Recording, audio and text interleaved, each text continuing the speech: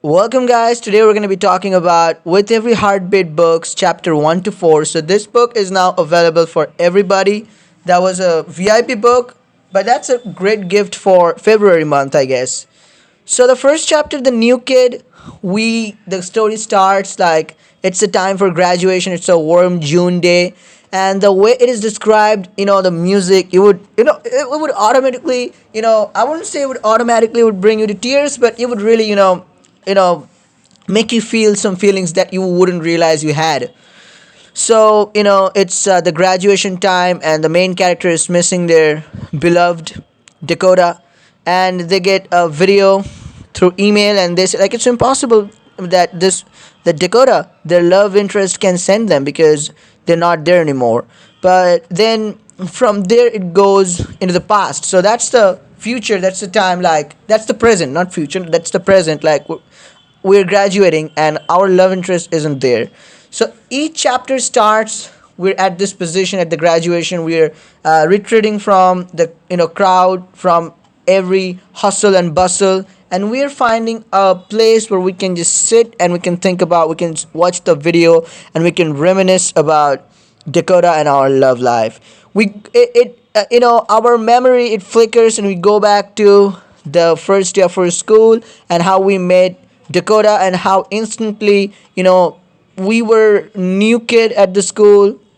Our mom got transferred here because our mom works at Edenbrook as a doctor, pediatricianist, I guess.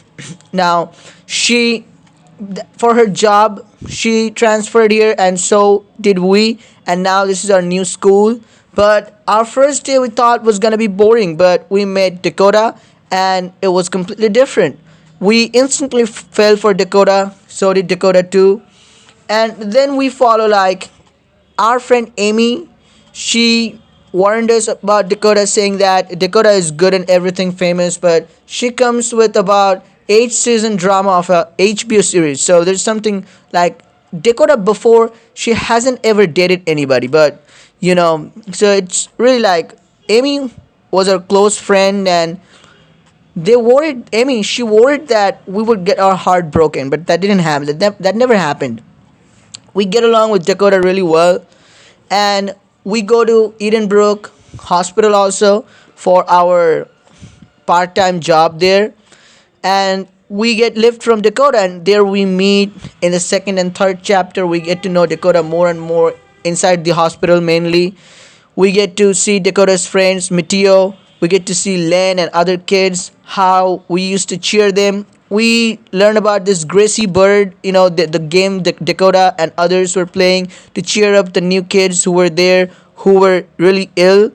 And this Gracie kid, we bond with her and other kids. There was a new kid, I remember, when we were playing the wheelchair racing game, and Len was there. Len is a little, she likes to keep her distance, but when Dakota explained like how Len is, and like Mateo is really cheerful and accepting, but Len likes to keep her distance, and of course because she had her fair share and she's tougher. She been through she's been through tough times, but she's tougher, and that's why she survived.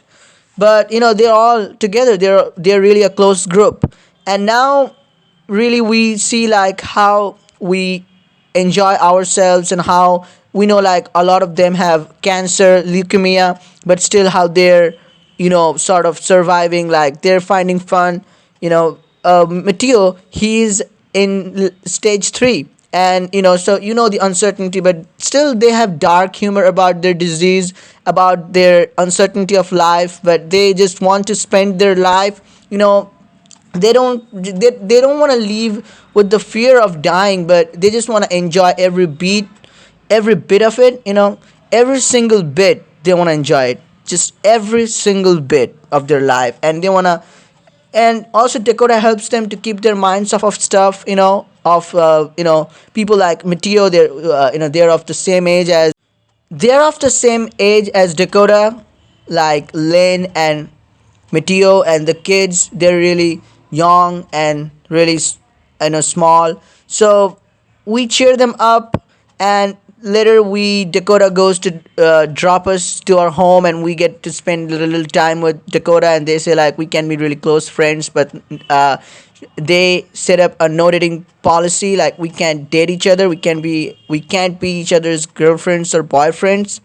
So at this point you would think like it is probably because Dakota doesn't want to define anything, because Dakota shares a little story like she had cancer, and just because to fight cancer, Dakota's family moved to the city of Boston to go to Edenbrook Hospital, and also like how she's been in remission since for age of 14. So the all the symptoms, they have disappeared temporarily, but so far it's all good. So we wish for Meteo's recovery and everything. So we are basically forming a friend circle. And in the chapter 4, we see like we go to like sometimes love is death by a thousand cuts. We go to this fall festival, this autumn fall festival, so, and we enjoy. We go with our date Dakota, and there's a story Heather and Amy. We get a diamond scene, and if we play this diamond scene, we can push them together. They can be closer, and Amy is shy to tell anything to Heather, but we can help them, and this is really super amazing, guys. And we go with Dakota, and Dakota finally we play lots of games. We have loads of fun there with Dakota, with Amy, Heather, and finally Dakota tells us like how madly in love they are with us, and it's really hard for them. Like though they said it first, like we can't be anything other than friend, but now they say like, all right, I'm falling for you. That was really awesome. Now we go to the hospital again, and what happens is that we go to Grace's room, and Grace is not there. We go to Dakota, Len, and Mateo's room. They're bickering about some stuff. When they see us, like they're normal. Now we say like, hey, there's the good news. At first, Len thought like it's like we're tying the knots with Dakota, but we say like, no, Gracie has gone home. So probably, she's been cured. Like she has, her recovery is complete. She has recovered. So, but Dakota says like, no, there's a bad news.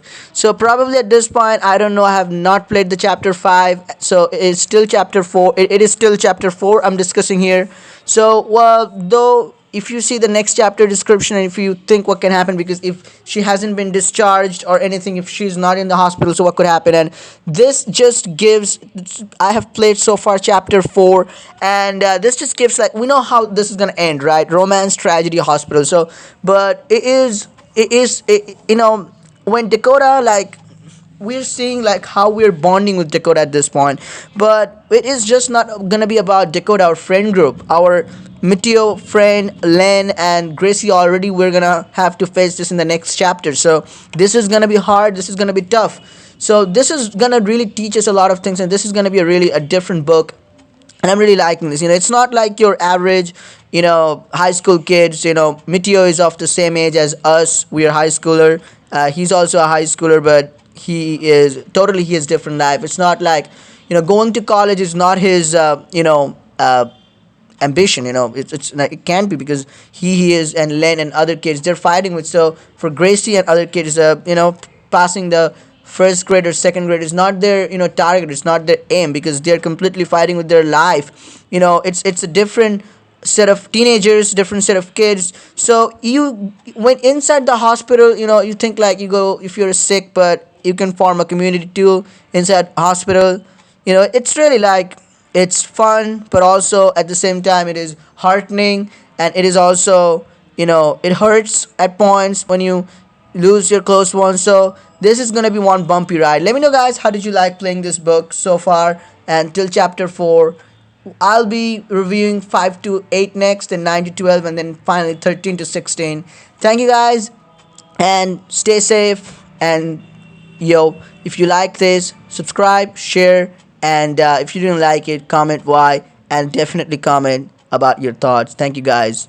With every heartbeat is hands down, it is a really great book.